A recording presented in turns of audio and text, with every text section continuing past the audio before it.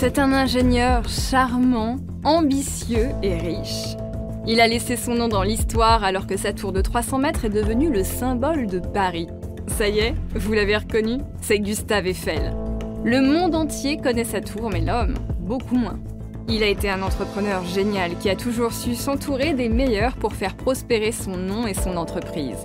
Cependant, le scandale du canal de Panama en 1892 va lui infliger un revers de fortune. Mais Eiffel n'est pas le genre d'homme qui reste à terre. Vous verrez qu'il va trouver le moyen de redécoller. Je suis Virginie Giraud et je serai votre guide au cœur de l'histoire, un podcast Europe 1 Studio. Gustave Eiffel, l'ingénieur qui a révolutionné le fer, épisode 1, le petit prince des ingénieurs.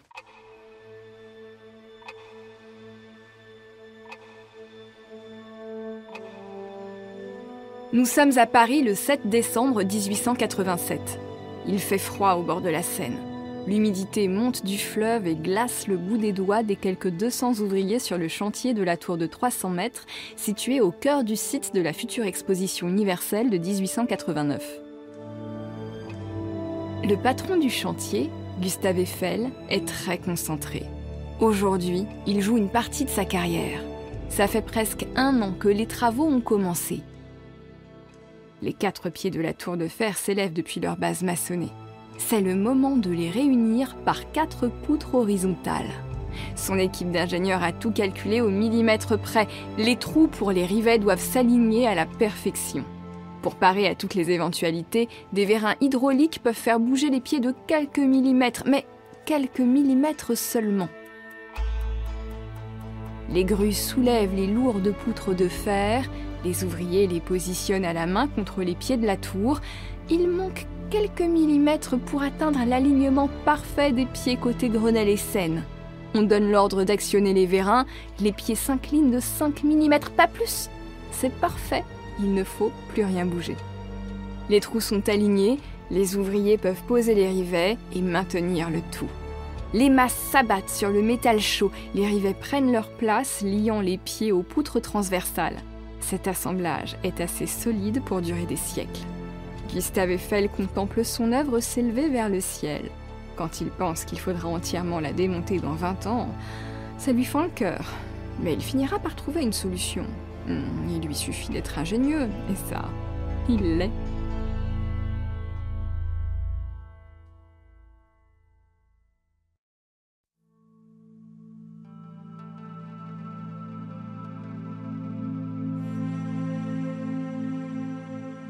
Gustave Eiffel n'est pas né dans n'importe quelle famille. Ses parents sont assez peu en phase avec leur époque. Et pour cause, dans le couple Moneuse-Eiffel, c'est maman qui porte la culotte. Mélanie Moneuse, épouse d'Alexandre Eiffel, est une des très rares femmes entrepreneurs au début du 19e siècle. Elle possède une mine de charbon et en fait le commerce grâce à ses 2 bateaux. De toute façon, dans la famille Moneuse, tout le monde a su prendre le virage de la toute nouvelle révolution industrielle.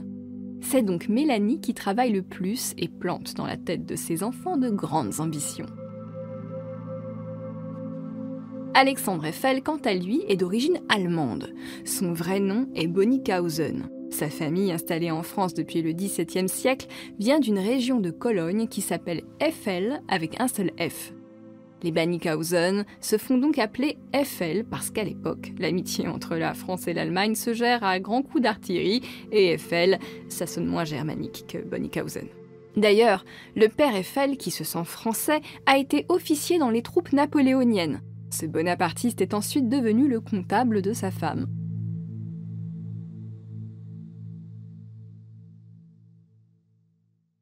Le couple n'a pas beaucoup de temps à accorder à ses enfants. Gustave, né en 1832, passe donc une partie de sa scolarité en pension où il s'ennuie. À l'adolescence, il voit régulièrement un de ses oncles maternels, Jean-Baptiste Mollerat, qui a fait fortune avec son usine de Pouilly-sur-Saône en produisant 2 choses, du vinaigre et de la peinture anti-rouille pour le mobilier d'extérieur. C'est donc à la table de cet oncle que Gustave fait son éducation en matière de chimie et de valeurs républicaines. L'oncle a en effet connu Robespierre en personne. Vers 16-17 ans, Gustave vise Polytechnique, comme sa mère le souhaite pour lui. Il s'installe à Paris, dans le quartier latin, pour faire sa prépa. C'est là qu'il découvre ses premiers émois politiques en observant 3 événements. La Révolution de 1848, qui met fin à la monarchie constitutionnelle de Louis-Philippe, l'élection de Louis-Napoléon Bonaparte comme président de la Deuxième République, et l'instauration du Second Empire par celui-ci en 1851.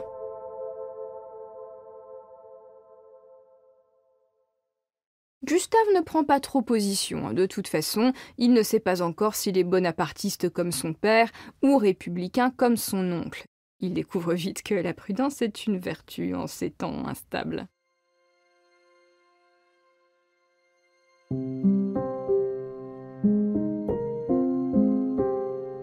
Finalement admissible à Polytechnique, Gustave entre à l'école centrale qui forme la prochaine génération de capitaines d'industrie. Suivant les ordres de sa mère, Gustave commence à se former en chimie pour prendre la suite de son oncle, mais une brouille familiale le pousse à s'orienter vers la métallurgie et la construction civique. Le développement du chemin de fer et de nouveaux axes est en train de bouleverser le paysage et pour y travailler, il faut des ingénieurs à la pointe de la modernité.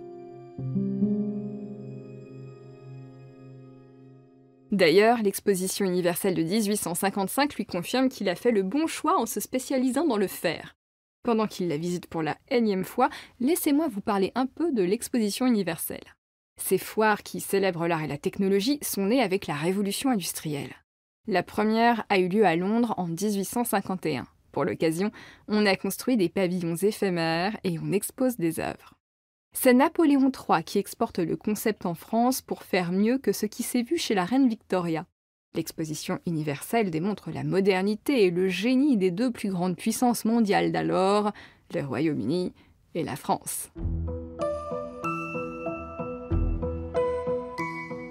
Une fois diplômé, le jeune Gustave, qui a pris l'habitude de se faire appeler Eiffel avec 2 F pour faire oublier les consonances germaniques de son patronyme, séjourne chez un oncle qui possède une forge.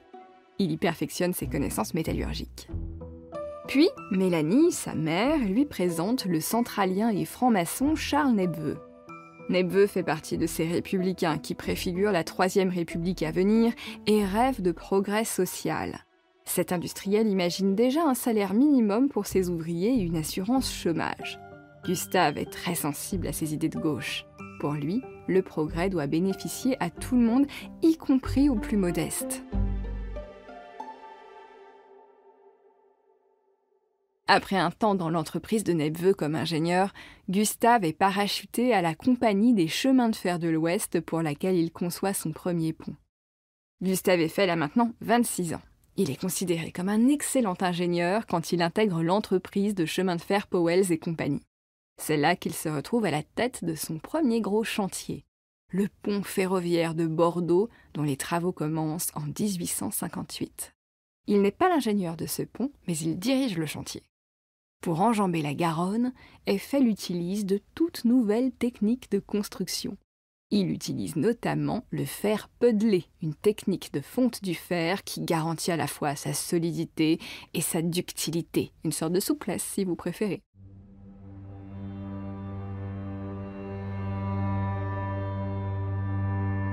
C'est à cette époque qu'il aurait une toquade pour la fille d'un grand bourgeois local nommé Adrienne Bourgès. Une histoire d'amour qui tient plus de la fiction de cinéma que de la réalité.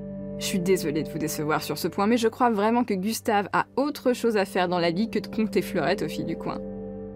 D'ailleurs, comme il n'arrive pas à se marier tout seul, c'est sa mère Mélanie qui lui trouve sa femme, Marie Godelet, 13 ans de moins que lui, qu'il surnomme Marguerite et qui lui donnera 5 enfants, dont Claire, sa fille adorée.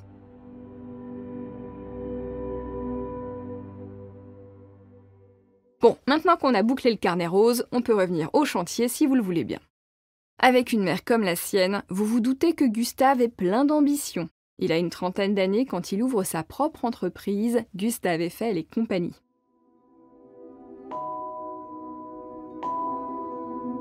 La compagnie en question devient l'un des fleurons de l'ingénierie française. Eiffel a compris qu'il faut savoir s'entourer des meilleurs pour faire de grandes choses. Son second est Émile Nouguier. Nouguier est un peu plus jeune qu'Eiffel, il est diplômé des mines et il est franc-maçon. C'est un spécialiste des ponts qui a travaillé pour l'exposition universelle de 1867. Gustave sait qu'il peut compter sur lui comme s'il était son deuxième cerveau et surtout, il a un talent de commercial qui fait défaut à Gustave. Nouguier fait entrer chez Eiffel dans son sillage un de ses amis, un autre ingénieur de génie nommé Jean Compagnon, un membre du Grand Orient de France.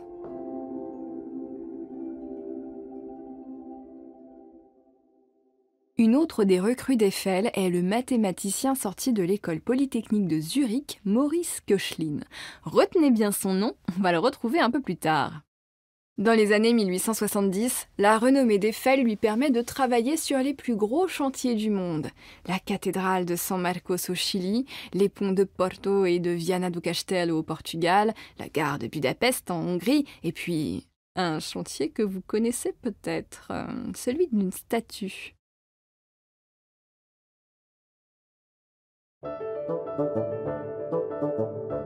En 1879, le sculpteur Auguste Bartholdi fait appel à la société Eiffel pour construire l'armature interne de la Statue de la Liberté, une œuvre qui doit être un gage d'amitié entre la France et les États-Unis. Jusque-là, Bartholdi travaillait avec Viollet-le-Duc, mais l'architecte de la Flèche de Notre-Dame a eu le mauvais goût de mourir avant la fin des travaux. C'est Maurice Koechlin pour la société Eiffel qui propose de construire un pylône intérieur avec un escalier à vis interne pour soutenir les plaques de cuivre qui formeront l'extérieur de la Dame à la torche. Victor Hugo crie au génie. Il voit dans cette statue la promesse d'une paix permanente avec les États-Unis.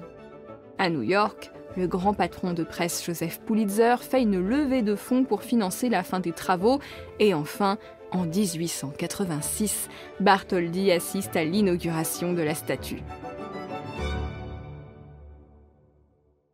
Pour Eiffel, cette statue, ce n'est qu'un projet de plus, un projet de 93 mètres de haut, pas de quoi vermifuger un abribus. On est alors à une époque où les ingénieurs anglo-saxons rêvent d'une tour de 1000 pieds, c'est-à-dire 300 mètres pour notre système métrique. Mais c'est un défi technique et symbolique que personne n'a encore relevé. Et ce sont les Français qui vont oser défier les lois de l'architecture.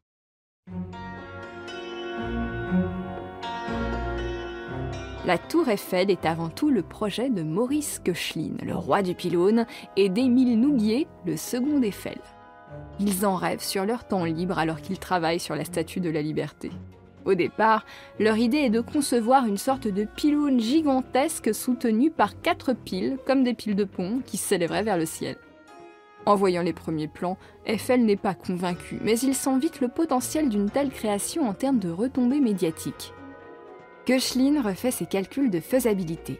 La silhouette de la tour s'affine avec l'aide de l'architecte Stéphane Sauvestre. C'est lui qui lui donne l'allure d'un A élancé. Et non, je vais encore démystifier cette histoire, mais ce n'est pas un clin d'œil au premier amour d'Eiffel, la fameuse Adrienne qu'il a probablement déjà oubliée. Le brevet de la tour de 300 mètres est déposé en 1884 au nom de Eiffel, Koechlin et Nouguier. Maintenant qu'il est satisfait du projet de son équipe, Gustave Eiffel en parle à une de ses relations. Édouard Lockroy, député de la Seine, ami de Victor Hugo, franc-maçon, républicain et laïcard, est aussi ministre du Commerce et il prépare l'exposition universelle de 1889.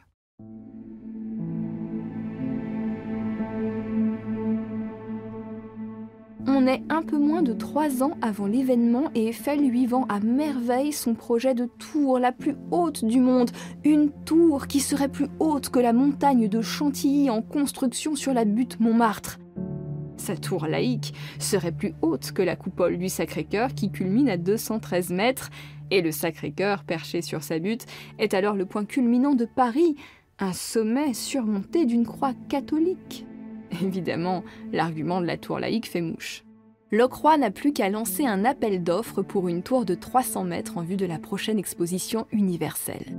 Eh oui, c'est un marché public, il va falloir en passer par là, mais est-ce vraiment un problème ?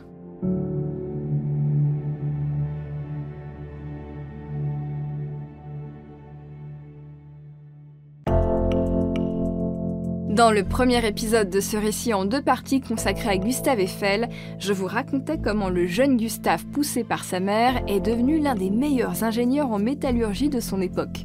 Il rêve maintenant de construire la tour la plus haute du monde imaginée par 2 de ses employés, Maurice Koechlin et Émile Nouguier. Il n'y a plus qu'à remporter un appel d'offres lancé par le ministre Édouard Lockroy à l'occasion de la préparation de l'exposition universelle de 1889. Je suis Virginie Giraud et je vous conduis au cœur de l'histoire, un podcast Europe 1 Studio. Gustave Eiffel, l'ingénieur qui a révolutionné le fer. Épisode 2, la tour aura sa propre beauté.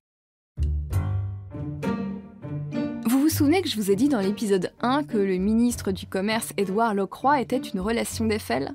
Comme par hasard, l'appel d'offres pour la tour de 300 mètres de l'exposition universelle correspond exactement au plan conçu par Eiffel et compagnie. C'est fou ça, hein ? Quelle coïncidence ! Et donc sans surprise, Eiffel remporte l'appel d'offres. La vie est belle quand même. Et c'est parti pour 2 ans, 2 mois et 5 jours de chantier pour la modique somme de 7,8 millions de francs, soit 33 millions d'euros aujourd'hui. La tour sera le point d'orgue de l'exposition universelle de 1889.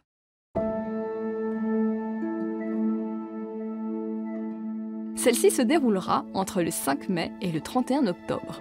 Son thème ? La Révolution française. J'aime autant vous dire qu'un certain nombre de monarchies européennes vont bouder l'événement. L'exposition se déploie entre l'actuel Champ de Mars et le Trocadéro.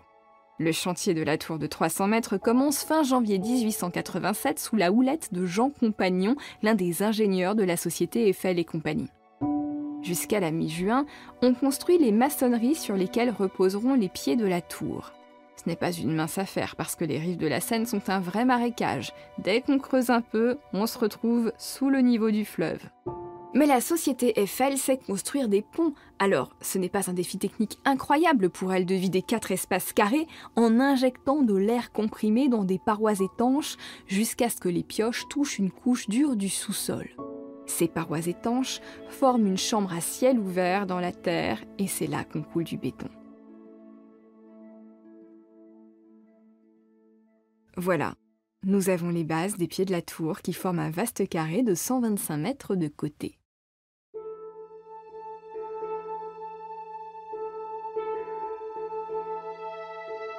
Maintenant, on peut commencer à assembler les 18 038 pièces métalliques.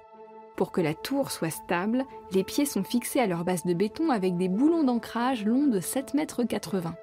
Les 150 ouvriers spécialisés dans les pièces métallurgiques montent ce vaste mécano de métal qui prend des allures de dentelle. Très vite, Eiffel abandonne l'idée des boulons pour tenir les pièces entre elles au profit des rivets posés à chaud. C'est beaucoup plus solide puisque ça ne se dévisse pas. Et ça sera moins facile à démonter, soit dit en passant, vous me voyez venir.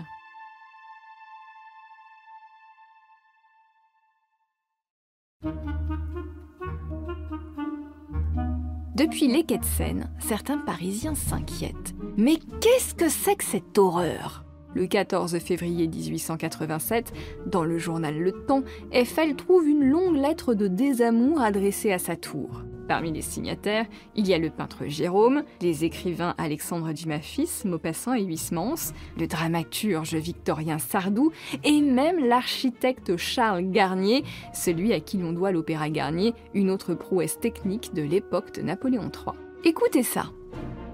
Sans tomber dans l'exaltation et le chauvinisme, nous avons le droit de proclamer bien haut que Paris est la ville sans rivale dans le monde. Au-dessus de ses rues, de ses boulevards élargis, du milieu de ces magnifiques promenades, surgissent les plus nobles monuments que le genre humain ait enfantés. Allons-nous donc laisser profaner tout cela ? Car la tour, c'est à n'en point douter, le déshonneur de Paris.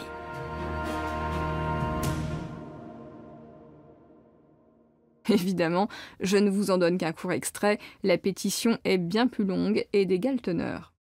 Plus tard, on aura la même polémique à Paris pour le centre Pompidou, la pyramide du Louvre ou la canopée des Halles. Les Parisiens adorent détester la nouveauté. Moi, je vous le dis, on rêverait de retrouver le bon temps du baron Haussmann qui lui-même était détesté. Bref, rien de nouveau sous le soleil, et même cet aphorisme n'est pas nouveau. Cette polémique, ça lui passe au-dessus de la tête à Eiffel. Le directeur du journal Le Temps est un de ses amis et il lui laisse de bon gré un droit de réponse. Eiffel fustige ceux qui critiquent sa tour sans l'avoir vue achevée. Il ajoute qu'elle aura sa beauté propre et que ce n'est pas parce qu'il est ingénieur qu'il ne se préoccupe pas d'esthétique. Il est vrai que la majorité des signataires de cette tribune assassine finiront par changer d'avis, sauf Maupassant. Pour l'écrivain, la tour restera une maigre pyramide d'échelles de fer et un squelette disgracieux géant. Mais il ira quand même dîner dans les restaurants du premier étage, hein, ne vous inquiétez pas pour lui, il connaît toutes les bonnes adresses de la capitale. Malgré les esprits chagrins, la tour continue à s'élever vers le ciel. Le 7 décembre est un grand jour, celui où les 4 pieds vont être réunis par des poutres horizontales. C'est le moment de voir si les calculs de Koechlin sont bons. Les trous pour les rivets, larges de quelques centimètres, doivent parfaitement s'aligner. Un savant système de vérins hydrauliques et de boîtes à sable qui servent à ajuster la hauteur des pieds permettent de les faire bouger de quelques millimètres pour obtenir l'alignement idéal. L'opération est un succès. 4 mois plus tard, le 1er avril 1888, le premier étage est terminé. La tour mesure désormais 47 mètres.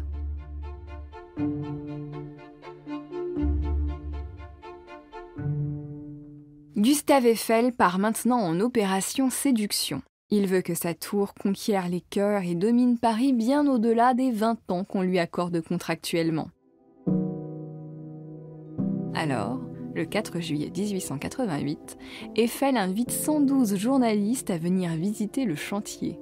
Tout ce beau monde prend la pause au premier étage après un délicieux pique-nique. Laissez-moi vous décrire la photo en noir et blanc prise à ce moment-là pour immortaliser la présence des journalistes sur le chantier. N'imaginez pas de femmes, il n'y en a pas. Pour le cliché, les journalistes se sont répartis en 4 rangs. Les plus petits sont assis par terre devant et les plus téméraires ont escaladé des poutres obliques. Ils portent tous des redingotes sombres et un chapeau de forme noire. Les 5 hommes en chapeau clair et les 2 autres en chapeau rond font figure d'originaux au milieu de cette masse uniforme qui arbore une canne ou un parapluie. C'est un autre monde qui s'ouvre à nous sur cette photo, mais elle est drôle, je vous conseille de la chercher sur internet. Évidemment, les journalistes adorent ces petits moments privilégiés. Ça y est, Eiffel les a tous mis dans sa poche. Le public suivra bientôt. Après quelques mois, la tour dépasse les 120 mètres et les ouvriers commencent à avoir le vertige. Bon, un vertige qu'une augmentation ferait passer, n'en pas douter. Alors ils se mettent en grève le 19 septembre 1888 car ils estiment devoir être mieux payés étant donné les risques qu'ils prennent à ces altitudes. Eiffel accepte tout de suite. Après cet épisode de fièvre qui ne dure que 48 heures, les travaux reprennent. Le 31 mars 1889, le rêve se réalise. La tour dépasse les 300 mètres et Gustave Eiffel pose lui-même un drapeau français au-dessus de son édifice. C'est la cerise patriotique sur le gâteau de sa victoire.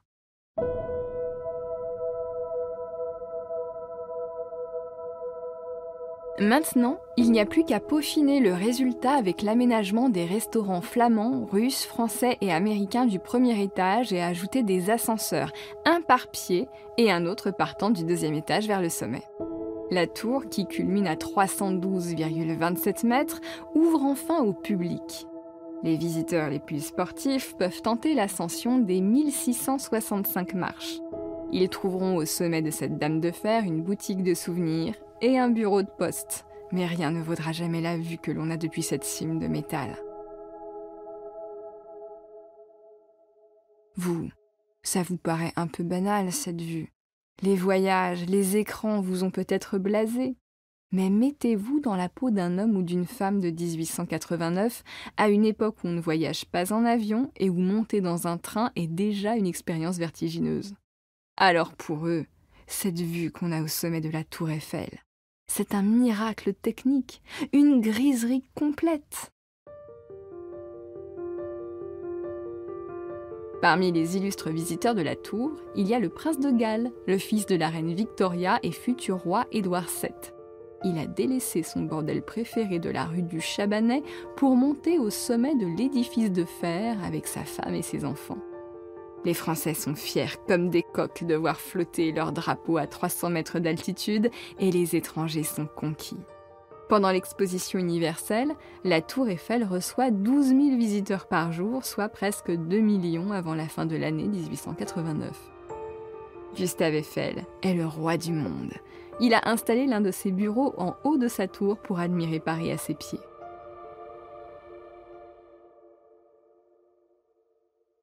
C'est étourdissant, cette sensation. Et il aimerait bien que ça dure. Mais il faut trouver les bons arguments pour que son œuvre ne soit pas démontée.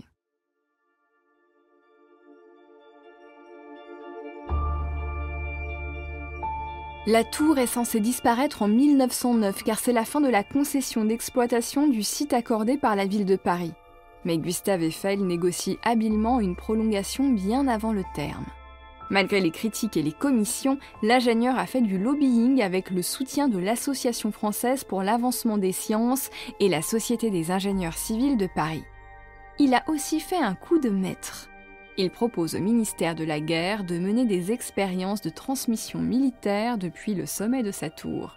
On pose donc les premières antennes radio en 1904 et on prolonge la concession jusqu'en 1915.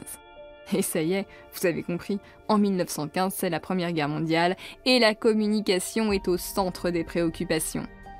Avec les antennes de la Tour Eiffel, on peut envoyer des messages via la TSF jusqu'à 400 km, ce qui permet d'atteindre Verdun par exemple. Et bientôt, on arrive à une portée de 6000 km jusqu'à New York. Petite anecdote supplémentaire, c'est à la station militaire de TSF de la Tour Eiffel qu'on captera un message relatif à l'agent allemand H21. C'est le nom de code de Mata Hari. Bref, la Tour Eiffel est devenue une antenne géante et il n'est plus question de la démonter. Eiffel a assouvi ses ambitions, son nom entre dans l'histoire à jamais associé à Paris. Forte de ce succès, la société Eiffel continue à crouler sous les commandes. Du Vietnam au Pérou en passant par Monte-Carlo, on trouve des structures Eiffel partout dans le monde. Mais Gustave Eiffel, en bon ingénieur, ne fait pas que des charpentes de fer.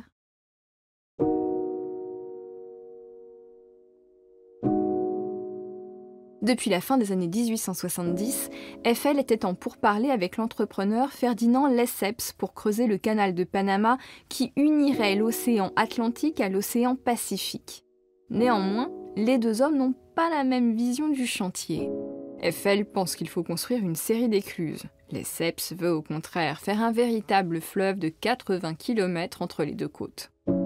Évidemment, c'est le projet de Lesseps, donc il n'en fait qu'à sa tête. Mais après quelques années de travaux avec des conditions de travail horribles pour les ouvriers qui meurent de maladies tropicales, Lesseps rappelle Eiffel. On ne peut pas creuser un canal d'un seul tenant, il faut faire des écluses. Passons sur la jubilation de l'homme qui avait raison et sautons directement sur le contrat. 10 écluses pour 70 millions de francs. C'est cher, très cher.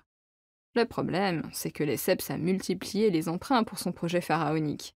Il y a de l'argent public et de la corruption à tous les étages pour avoir des soutiens publics. Les petits épargnants sont ruinés et Lesseps fait faillite. Eiffel obtient malgré tout le paiement de 8 écluses sur 10, ce qui est plutôt bon pour ses finances en cette année 1889 où il finit sa tour.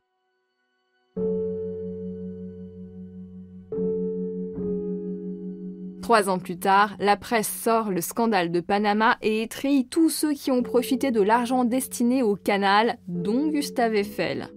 Celui-ci est condamné à 2 ans de prison et à 20 000 francs d'amende pour abus de confiance et escroquerie. Eiffel est enfermé à la conciergerie alors que ses avocats se pourvoient en cassation. Après une semaine de procédure, le jugement est cassé pour vice de forme.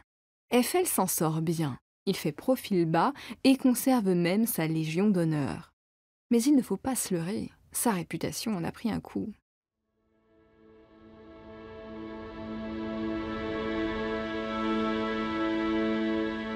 L'ingénieur s'éloigne du monde des affaires et s'intéresse à l'aviation pour reprendre de la hauteur.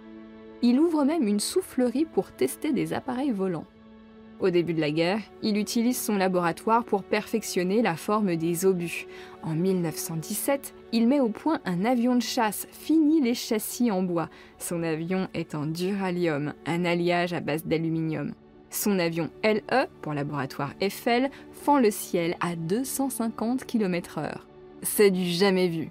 Hélas, il ne sera jamais mis en service car le pilote meurt lors des premiers tests de vol en extérieur. Gustave Eiffel décède paisiblement chez lui en 1923 en laissant son empreinte sur le monde. On peut voir ses ouvrages partout et on reconnaît son style au premier coup d'œil. Il est un exemple parfait d'entrepreneur moderne et audacieux, bien loin du héros populaire et romantique que le cinéma voudrait faire de lui.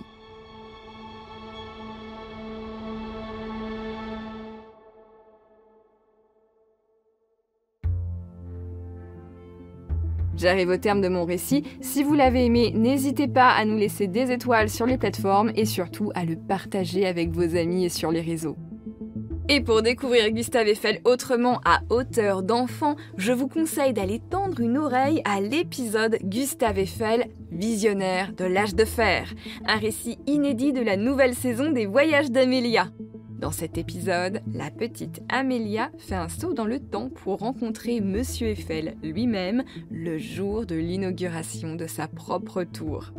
Pour découvrir la saison 2 des Voyages d'Amélia, rendez-vous sur l'appli Europe 1 et sur toutes vos plateformes d'écoute préférées. Au cœur de l'histoire, c'est comme l'atelier d'Eiffel, il y a plein de talents dans la régie, à la production Camille Bichler, à la réalisation Pierre Casalo, à la direction artistique Julien Tarot, à la composition des musiques originales Julien Tarot et Sébastien Guidis, à la communication et à la diffusion Kelly Decroix et Nathan Laporte. Et moi, la plume et la voix d'Au cœur de l'histoire, je vous retrouve tous les jours en podcast sur l'appli Europe 1 et sur votre plateforme d'écoute préférée, mais aussi chaque week-end à l'antenne à 15h. À très vite.